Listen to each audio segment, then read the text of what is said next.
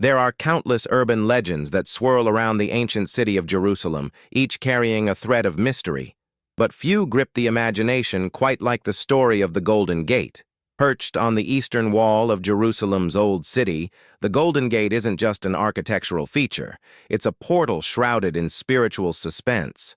Why has it remained sealed for so long? Who ordered it shut? And more importantly, what happens when it opens?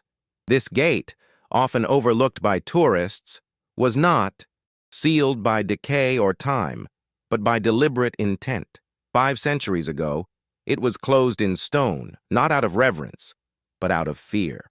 Fear of a prophecy so powerful that even empires bowed to its silence. Legends say the gate will remain shut until the arrival of the Messiah. But now, deep within Jerusalem's stone-laced silence, something has changed. Recent reports suggest the inner passage of the Golden Gate, closed for centuries, has been accessed. If the prophecies are true, this isn't just historical curiosity. This may be the sound of something eternal beginning to stir. Not every movement in Jerusalem is political. Some are prophetic, and if the stones themselves could speak, they'd tell you the earth has shifted beneath them. This gate, known variously as the Golden Gate, the Eastern Gate, or in Hebrew as Sha'ar Harachamim, the Gate of Mercy, faces the sacred Mount of Olives and overlooks the ancient Kidron Valley. Unlike the bustling Jaffa Gate or the tourist-filled Damascus Gate, the Golden Gate is locked in a timeless stillness. No footsteps echo through it. No markets buzz around it. For nearly 500 years it has been bricked shut, untouched by hands or history. But its silence isn't emptiness. It's weight, spiritual weight, the kind that doesn't just resist time, it transcends it. To Christians, this gate is sacred because it is believed to be the very entrance through which Jesus rode into Jerusalem, humbly mounted on a donkey, fulfilling the prophecy of Zechariah 9:9, a king coming in peace, not war. That moment, celebrated today as Palm Sunday, was not just a fulfillment of prophecy, but a declaration that the kingdom of heaven had drawn near. For Jews, this same gate holds the expectation of the coming Messiah, the promised Redeemer who will restore Israel and reign from Jerusalem. This convergence of belief gives the gate a dual holiness rarely found in a single structure.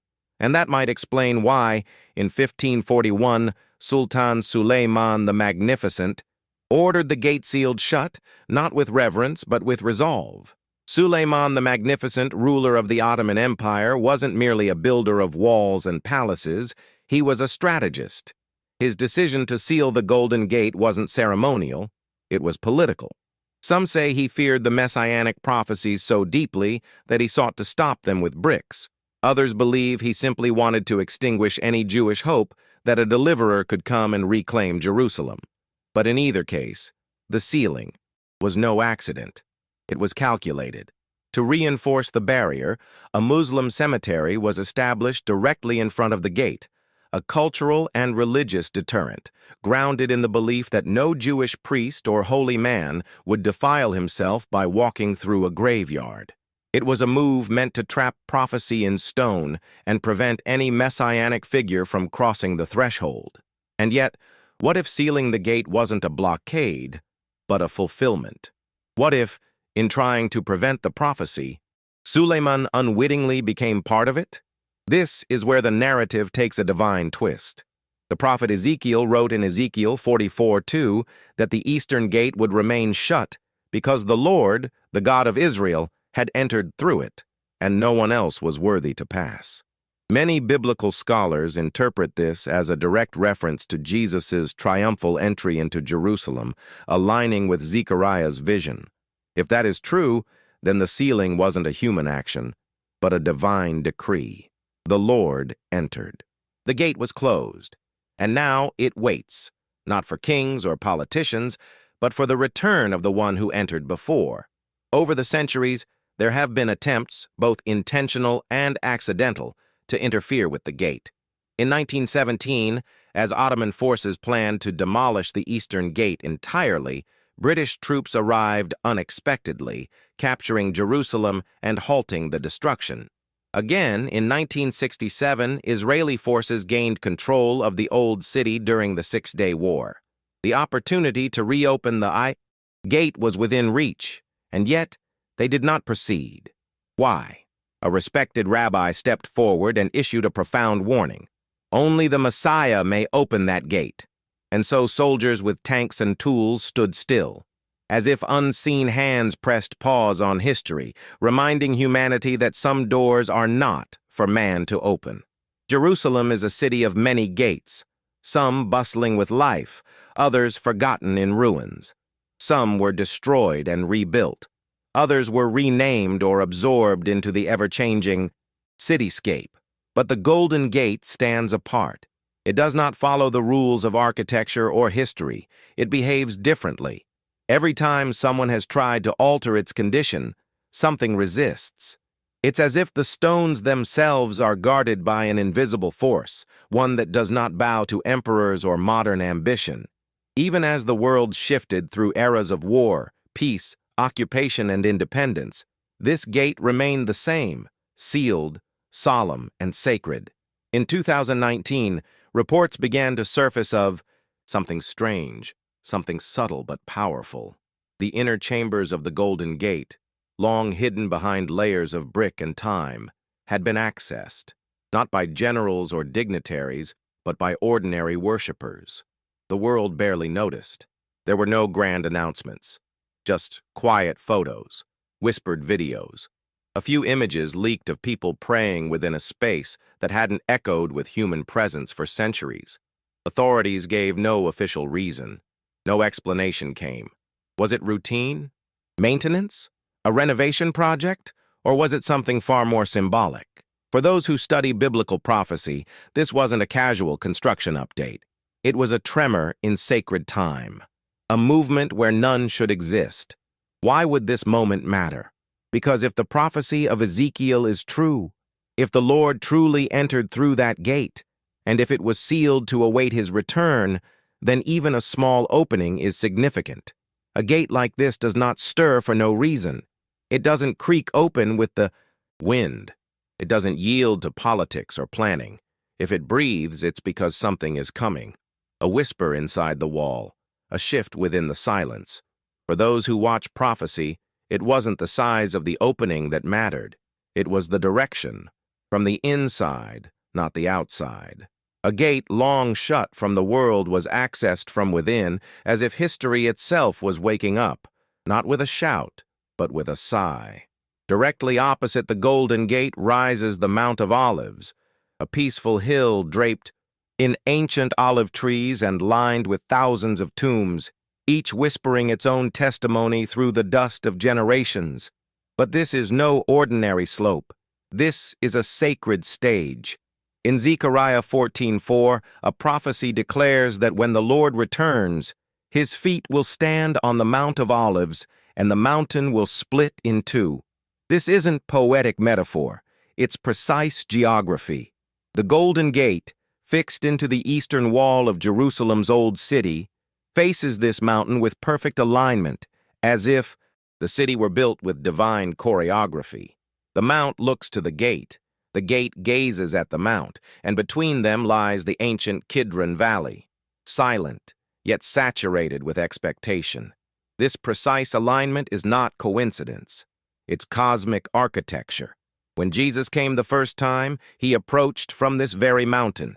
He descended its slope, crossed the Kidron, and entered through the eastern gate, riding not a war horse, but a donkey, fulfilling Zechariah 9:9. That entrance was not about spectacle. It was about signaling. It was the first fulfillment, the whisper that hinted at the final trumpet. Now, with the Mount of Olives still standing as witness and the gate still sealed in stone, a spiritual tension builds between them. The same route Jesus once took, the same alignment of space and scripture, still exists, unchanged and undisturbed. And here lies the mystery. Why would a city, rebuilt so many times, preserve this alignment so precisely? Why would the one gate tied to messianic prophecy be the only one permanently closed? Why has no leader dared to unseal it despite centuries of power shifting hands? The answer may not lie in politics, but in providence. The gate does not face Rome. It does not face Mecca or any capital of power. It faces the place where the Messiah's feet will once again stand. If God has written the story in stone, then these alignments are not architectural decisions. They are prophetic coordinates. And in such coordinates, even the smallest shift may mean everything. In a world divided by doctrine, politics, and history, it's rare to find unity between major world religions. And yet, the Golden Gate offers a shared hope, an intersection of destiny. For devout Jews, the gate is the place where Messiah ben David, the descendant of King David, will enter to reclaim the throne and restore the kingdom of Israel in peace, justice, and divine order. For Christians, the gate is the very passage Jesus once crossed and the one he will pass through again.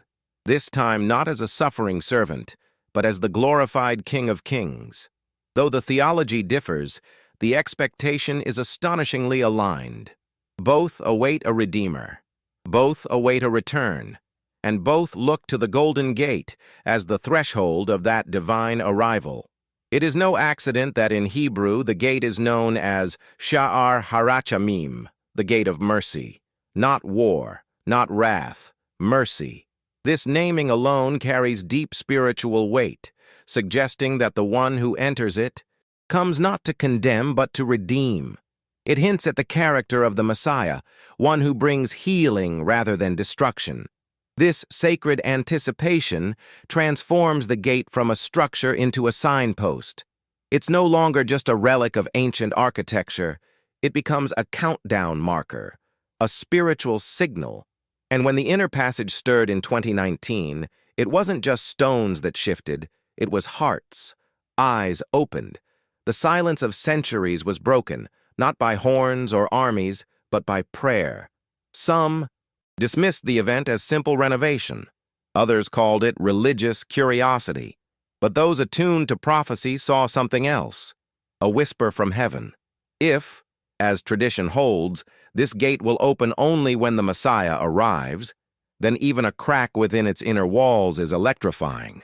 Because prophecy doesn't always move in flashes and fire. It often begins with a tremble. And the fact that both Jewish and Christian communities now find themselves watching the same gate, longing for the same moment, though they describe it differently, tells us that this is more than folklore. It's convergence, and convergence always precedes revelation. History has always tried to bend prophecy to its will. Kings have come and gone, borders redrawn, religions risen and fractured. And yet, the Golden Gate remains immovable, both physically and spiritually. In the early 1900s, during the last stretch of Ottoman rule, Muslim authorities devised a plan to demolish the gate entirely. The blueprints were drawn. The day was chosen. But on that very day, something unexpected happened. Jerusalem fell into the hands of the British Empire. The gate's destruction was halted in an instant. What seemed like a military coincidence to some felt to others like a divine interruption, a heavenly veto that overruled human command. It happened again in 1967 during the Six-Day War. Israeli forces reclaimed the old city, sweeping through with momentum and military strength. They had the authority. They had the tools. They had the will. And yet, once more, the gate was left untouched. Why? A prominent rabbi, revered by many, cautioned the military leaders. This gate is not for us to open. Only the Messiah can do that. And just like that, the mission shifted. Soldiers who had taken entire districts with weapons of war now bowed to an ancient spiritual restraint. This wasn't politics. It was reverence. As if invisible hands held the stones in place, declaring, "Not yet." Even the cemetery in front of the gate, a deliberate act to defile the path, has stood for centuries as a human attempt to block the divine. But Scripture is clear. When the Messiah comes, no wall, no grave, no empire will bar his way. Every stone laid by fear will be moved by fire. And what man has tried to stop, God has preserved, because the gate is not just sealed in stone, it is sealed in sovereignty. And every time someone touches it with the intent to change destiny, something greater intervenes. The story halts. The gate remains, waiting, watching, guarded by time and perhaps by angels. There's something haunting about a gate that doesn't open, yet never disappears. The Golden Gate has become a paradox, silent, yet louder than any sermon, locked, yet more alive than many streets of Jerusalem. And now, with its inner chamber reportedly accessed for the first time in nearly 5 centuries, questions arise. Not just about architecture or ownership, but about timing. Why now? Why this gate? And why so quietly? There were no explosions, no trumpets, no parades. Just a door quietly yielding from within, no breaking of walls, no dismantling of bricks, just a whisper in stone. Jesus told his followers to stay awake, not just physically but spiritually. In Luke 21:28, he said, "When you see these things begin to happen, lift up your heads, for your redemption draws near." He didn't say to wait until the world shouts. He said to watch when it whispers, to recognize the tremors beneath the surface. Like the days of Noah, he said his return would come when the world was distracted, marrying, planting, building, unaware until the flood came. And perhaps that's why this moment matters, because this isn't a flood, it's a drip, a single drop of prophecy hitting the surface of history. And those who are listening closely can hear the ripples spreading. Prophecy doesn't operate like the news cycle. It doesn't care for headlines or ratings. It moves with divine rhythm. And when a gate like this, so steeped in spiritual meaning, begins to shift even internally, the faithful take notice. This is not a spectacle. It's a signal. The kind only those with eyes to see will notice, because prophecy is less about predicting dates and more about discerning signs. And the Golden Gate has always been a sign, not because of what it is made of, but because of what it represents.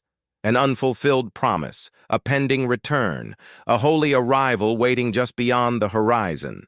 Some see the Golden Gate as an old wall with a forgotten story.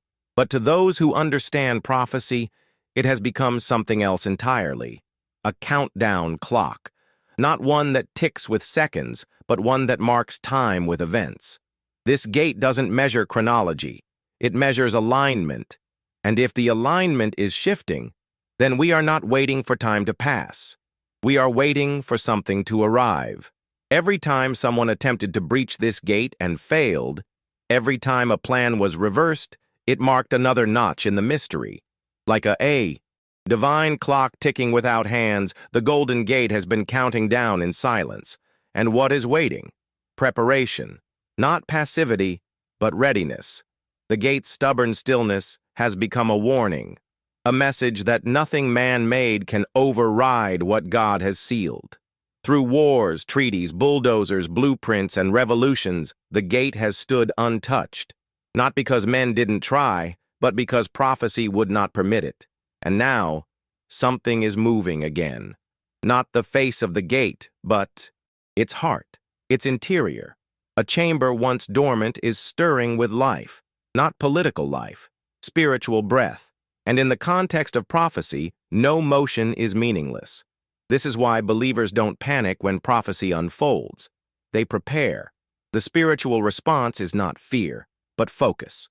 Because Jesus never told us to guess the day. He told us to discern the season. He gave signs, not schedules. He gave us the gate, not as a relic, but as a reminder, a silent marker standing watch through the ages. And now, with its breath returning, we are called not to speculate, but to awaken, because the world won't announce his return. It will be caught off guard. But those who are watching, truly watching, will not be surprised. For them, even a gate breathing is enough to lift their heads. For nearly 500 years, the Golden Gate has stood silent, unopened, untouched, unbothered. Not by time, but by something deeper, prophecy. And now, It no longer rests in silence. Whether by coincidence, intention, or divine orchestration, its inner chamber has stirred. And with that movement comes a louder truth than ever before. This gate was never just about brick and mortar. It was always about a promise, a return, a king. And if the heart of the gate is waking, then maybe the king is nearer than we think. Around the world, signs are multiplying. Wars and rumors of wars, earthquakes and disasters, spiritual confusion and division, truth and deception entangled like never before. And at the center of it, all stands Jerusalem, not a city chosen by empires, but by God himself. And within that city, a sealed gate. And within that gate, a message that transcends generations. He has entered once. He will enter again. But next time, it won't be on a donkey. It will be with power and glory, with clouds and angels, with judgment and restoration. No wall will stop him. No army will withstand him. No law will delay him. When the trumpet sounds and the clouds break, that gate will open, not by hands, but by heaven. And when it does, all the centuries of waiting, watching, resisting, and restraining will collapse in a single moment of glory. The gate will not remain shut forever. It was sealed because of his first coming. It will open because of his return. And that return is not folklore. It is future fact. The question now is no longer, will it happen? It's, will you be ready when it does? Because the countdown may already be in motion. And if so, then we're not merely watching history, we are standing inside a moment written before time began. A whisper is rising behind the wall. The king is coming, and the gate is beginning to breathe.